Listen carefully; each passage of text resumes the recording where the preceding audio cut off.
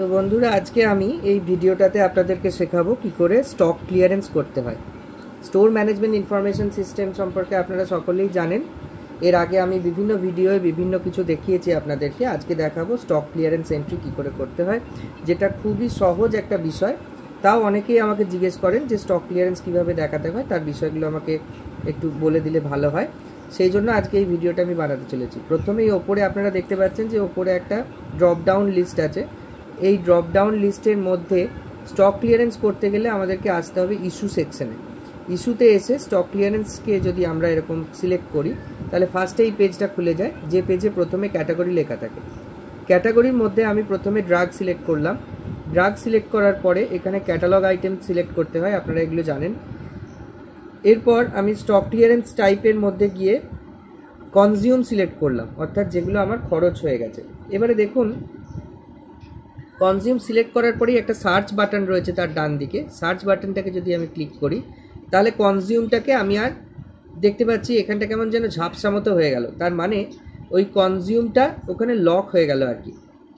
এরপর আইটেম নাম যখনই আমি এই ড্রপডাউন মেনু থেকে বার করব তখন ওই আইটেমগুলো কিন্তু আমার এখনো পর্যন্ত স্টক ক্লিয়ারেন্স দেখানো হয়নি বলে এখানে শো করছে।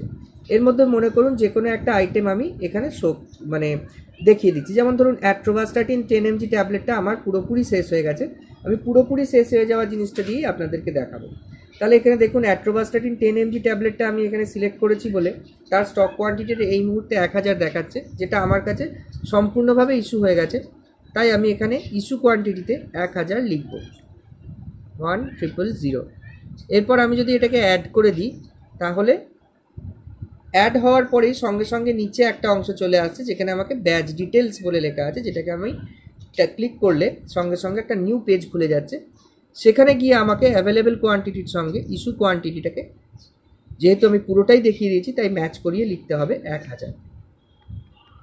এখন যদি এখানে একাধিক ব্যাচ থাকতো তাহলে পরপর সব ব্যাচ নাম্বারগুলোই আসতো এবং সেই ব্যাচ নাম্বারগুলোর মধ্যে যেগুলো যতগুলো করে খরচা হয়েছে ততগুলোকে হিসেব করে লিখতে হতো। এরপর আমি এখানে ইস্যু কোয়ান্টিটিতে 1000 লিখে দিয়ে সেভ বাটনটা টিপে দিলে দেখুন রেকর্ড সেভ সাকসেসফুলি উইন্ডোটা খুলছে। একে আমরা ওকে করে দিলেই আবার যদি প্রথমের পেজটায় গিয়ে চলে যাই তাহলে দেখতে পাবো এখানে সেভ এবং রিসেট বলে দুটো অপশান রয়েছে, যেখানে আমি সেভ অপশানটাতে সিলেক্ট করলাম। তাহলে আবার রেকর্ড সেভ সাকসেসফুলি দেখালো, তাকে ওকে করে দিলে দেখুন নিচে 4 তারিখের ডেটে আমি এই মুহূর্তে যেটা সেভ করে দিলাম সেই ইস্যু প্রিন্ট এখানে চলে এলো। তো এইভাবে আমাদেরকে স্টক ক্লিয়ারেন্স এন্ট্রি দেখাতে হয়। স্টক ক্লিয়ারেন্স এন্ট্রি দেখানোর জন্য কেবলমাত্র একটি আইটেম একবারই করা সম্ভব হয়। এবং মনে করুন ড্রাগ আমি সিলেক্ট করেছি এবং তার সাথে কনজিউম দেখাচ্ছি। এছাড়াও কনজিউম ছাড়াও আমরা যা যা দেখাতে পারবো সেগুলো হলো ড্যামেজ হয়ে গেলে দেখাতে পারবো, এক্সপায়ার্ড হয়ে গেলে দেখাতে পারবো, ডিস্ট্রয় হয়ে গেলেও দেখাতে পারবো এবং সাবস্ট্যান্ডার্ড স্টক আউট হয়ে গেলেও দেখাতে পারবো। ড্যামেজও আমাদের অনেক সময় স্টোরের ক্ষেত্রে স্টোর থেকে নিয়ে আসার সময় বা স্টোরে আসার সময় অনেক সময় ড্যামেজ হয়ে যায়, সেটাও ড্যামেজ দেখানো যেতে পারে। কোনো হয়তো প্লাস্টিকের কন্টেনার ছিল সেটা নষ্ট হয়ে গেছে।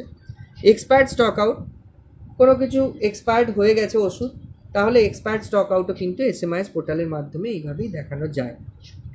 তো এইভাবে স্টক ক্লিয়ারেন্সটা যদি আমরা কন্টিনিউয়াসলি করে দিতে থাকি তাহলে কিন্তু আপনার এর প্রিন্ট আউটগুলো নিয়ে রাখলেই অডিট বা ভিজিটের সময় খুব সহজেই আপনি দেখাতে পারবেন যে কোন সময় কতটা পরিমাণ ড্রাগ ক্লিয়ার হয়ে গিয়েছে সময়ের বেসিসে।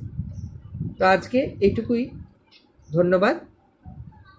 আপনারা এভাবে যদি কোনো কোয়ারি এসএমআইএস পোর্টাল সম্পর্কে থেকে থাকে আমাকে করবেন, আমি সেই বিষয়গুলোকে আপনাদের কাছে ক্লিয়ার করে দেওয়ার মতো চেষ্টা করব।